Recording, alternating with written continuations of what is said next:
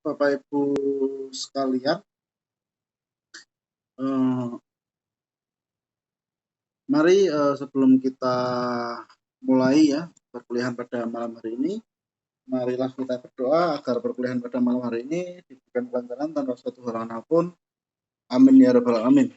Berdoa menurut agama dan kepercayaan masing-masing, berdoa dipersilahkan. Selesai. Terima kasih. Ya, izin saya buka. Bismillahirrahmanirrahim. Assalamualaikum warahmatullahi wabarakatuh. Waalaikumsalam warahmatullahi wabarakatuh. Ya, terima kasih Bapak Ibu sekalian yang sudah hadir pada malam hari ini ya. Izin Bapak Ibu, saya memperkenalkan diri, nama saya Dr. Irfan Rizky Hutomo ya. Sarjana Hukum Magister Kenotariatan. Saya berasal dari Kabupaten Kendal ya Bapak Ibu, Jawa Tengah pada khususnya. Nah, pada kesempatan ini saya alhamdulillah diberikan kepercayaan oleh pihak UT untuk memberikan atau sharing mata kuliah mengenai mata kuliah arbitrase, negosiasi, dan mediasi ini ya Bapak Ibu sekalian. Nah, kali ini saya akan paparkan ya sedikit materi. Ini materinya langsung ya dari pihak UT ya. Jadi untuk pertemuan pertama ini yaitu mengenal alternatif penyelesaian sengketa dan arbitrase. Jadi Bapak Ibu sekalian ada sedikit gambaran ya ini yang akan saya sharingkan ya bahwa di dalam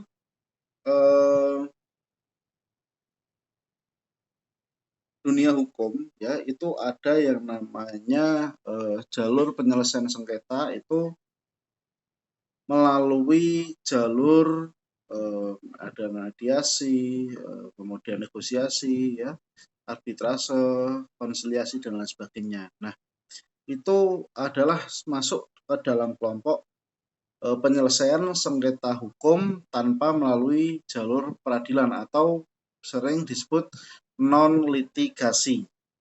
Sedangkan jika penyelesaiannya itu dilakukan di meja hijau atau pengadilan itu namanya penyelesaian sengketa melalui litigasi ya. Jadi Bapak Ibu harus ingat, yang pertama itu ada non litigasi, yang kedua adanya litigasi ya Bapak Ibu. Nah, kalau untuk mata kuliah kita ini masuk ke dalam golongan mata kuliah kemahiran non litigasi. Oke ya Bapak Ibu bisa ditangkap ya sampai sini ya.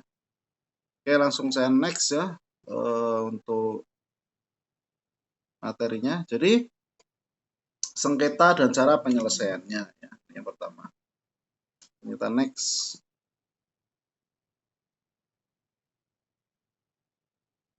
Pengertian sengketa ya Bapak Ibu ketahui bahwa dalam setiap kegiatan atau hubungan dapat saja terjadi perbedaan pendapat, pandangan, penafsiran ya. Serta sikap dan perilaku. Kemudian perbedaan adalah wajar tetapi bila tidak diselesaikan dapat menimbulkan perselisihan. Kemudian perselisihan yang perlu diselesaikan disebut dengan sengketa. Bentuk sengketa ya ditentukan dari siapa dan objek yang disengketakan. Kemudian secara umum dari konteks hukum perdata, sengketa terdiri ya atau terjadi karena adanya kerugian yang diderita oleh salah satu pihak dan pihak yang merasa dirugikan tersebut menyampaikan ketidakpuasan ini karena pihak lain. Secara khusus ya Bapak Ibu, dalam konteks hukum perjanjian yang dimaksud dengan sengketa adalah perselisihan yang terjadi antara para pihak karena adanya pelanggaran terhadap kesepakatan yang telah dituangkan dalam suatu kontrak baik sebagian maupun keseluruhan. Dengan kata lain, telah terjadi wan prestasi oleh pihak tertentu atau salah satu pihak. Ya, oke, kita lanjut.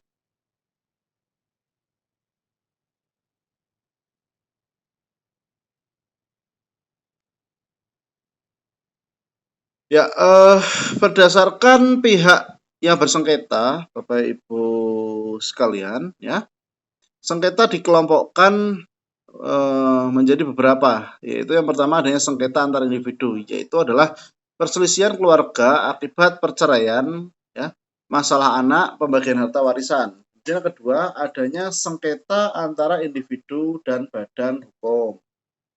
Kemudian yang ketiga sengketa antar badan hukum, yaitu antar korporasi, ya. Kemudian adanya gugat menggugat dan lain sebagainya.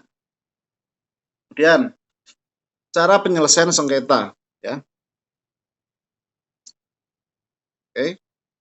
Cara penyelesaian sengketa, yaitu yang pertama melalui pengadilan, ya, seperti yang tadi saya sudah bahas, yaitu adalah litigasi, atau di luar pengadilan adalah jalur non litigasi yang dikenal dengan istilah alternatif penyelesaian sengketa atau APS dan arbitrase.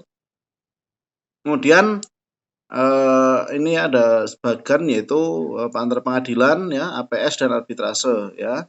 APS dan arbitrase yaitu terdiri dari adanya negosiasi, konsiliasi, penilaian ahli, konsultasi, mediasi, ya, dan arbitrase. Selanjutnya, penyelesaian sengketa tergantung dengan keinginan dan etikat para pihak. Apabila kesepakatan telah dicapai, mereka terikat pada hasil penyelesaian itu. Dan pasal 6 Undang-Undang Nomor 30 tahun 1999 tentang arbitrase dan alternatif penyelesaian sengketa. Yang pertama adalah pengadilan. Pengadilan adalah lembaga resmi kenegaraan yang diberi kewenangan untuk mengadili, yaitu menerima, memeriksa, dan memutus perkara berdasarkan hukum acara dan ketentuan perundang-undangan yang berlaku. Ya. Kemudian terbuka untuk umum atau tidak mau publikasi. Penyelesaian sengketa bukan oleh tenaga ahli di bidang tertentu yang dipilih sendiri, meskipun pengadilan dapat menunjuk hakim ad hoc, ya, atau saksi ahli. Kemudian keutamaan arbitrase, ya, dibandingkan dengan pengadilan, yaitu adalah tidak populernya penyelesaian sengketa di pengadilan bagi kalangan pengusaha dan lamanya waktu tersita dalam proses tahapan-tahapan pengadilan atau bidang atau banding dan kasasi yang harus dilalui. Nah, jadi yang dimaksud di sini adalah Bapak Ibu sekalian bahwa kasus-kasus, ya, atau perseteruan-perseteruan biasanya itu orang secara umum atau orang awam itu diselesaikan di jalur pengadilan. Tetapi berbeda Bapak Ibu sekalian jika orang-orang yang bersengketa itu atau yang berseteru itu adalah pengusaha atau badan hukum atau lain sebagainya. Lah, mereka lebih memilih menggunakan jalur non litigasi, ya, dilakukan mediasi, konsiliasi, negosiasi, dan lain sebagainya. Karena apa? Yang pertama, kalau kita melakukan jalur litigasi atau melalui pengadilan itu cenderung waktu yang cukup lama, Bapak Ibu sekalian. Jadi untuk pertemuan, ya kan, kemudian ada biaya lagi dan kadang ada tarik menarik dan lain sebagainya, lah, sehingga setiap pengusaha atau kalangan-kalangan orang yang lebih ingin cepat itu biasanya mereka menyelesaikan sengketanya dengan jalur non litigasi. Okay, next. Selanjutnya alternatif penyelesaian sengketa atau APS, ya. Pengertian APS yang memasukkan arbitrase adalah merupakan pengertian dalam arti luas, sedangkan dalam pengertian sempit arbitrase tidak masuk di dalam pengertian APS. Kemudian karena arbitrase juga masuk ke dalam pengadilan atau pengadilan swasta yang putusannya berdasarkan pada masing-masing menang kalah atau win-loss. Berbeda dengan APS, ya, atau alternatif penyelesaian sengketa, ya. APS tersebut putusannya adalah win and win ya, jadi win to win. Arbitrase putusannya win and lose ya. Jadi Bapak Ibu harus bisa bedakan ya mana APS, mana arbitrase. Kemudian kesamaan pengadilan dan arbitrase yaitu memutus berdasarkan kalah menang, namun tidak seperti arbiter dalam arbitrase. Hakim yang mengalami perkara di pengadilan tidak dipilih oleh para pihak yang bersengketa di tempat persidangan dan bahasa yang digunakan. Kemudian macam-macam APS ya Bapak Ibu. Yang pertama adanya negosiasi, yaitu adalah cara untuk mencari penyelesaian masalah melalui diskusi atau musyawarah secara langsung pihak-pihak yang bersengketa yang hasilnya diterima oleh para pihak tersebut. Dan dua alasan negosiasi itu, yang pertama mencari sesuatu yang baru yang tidak dapat dilakukan sendiri, misalnya seperti transaksi jual beli untuk menentukan harga. Yang kedua memecahkan perselisihan atau sengketa di antara para pihak. Kemudian yang kedua mediasi, yaitu adalah upaya penyelesaian dengan melibatkan pihak ketiga yang netral yang tidak memiliki kewenangan mengambil keputusan yang membantu pihak-pihak mencapai penyelesaian yang dapat diterima. Yang ketiga adalah konsiliasi, Bapak Ibu sekalian, yaitu hampir sama dengan mediasi ya. Yaitu melibatkan para pihak ketiga, yaitu konsiliator, dan kewenangan konsiliator lebih besar daripada mediator karena dapat mendorong atau memeriksa para pihak lebih kooperatif, sehingga konsiliasi meskipun hasil kesepakatan para pihak adalah sering datang dari konsiliator dengan cara mengintervensi, mirip dengan mediasi otoritatif di mana mediator banyak mengalahkan para pihak. Nah, untuk dasar pengaturan ya, itu ada di dalam Undang-Undang Nomor 30 Tahun 1999 tentang arbitrase dan alternatif penyelesaian sengketa, atau Undang-Undang Arbitrase dan APS. Kemudian masalah pengaturan APS ya, ini ada pasal 1 angka 10 Undang-Undang Arbitrase dan APS ya. Oke. Kemudian ada juga di sini jika diperhatikan ya, ketentuan tersebut tidak memberikan banyak kejelasan tentang apa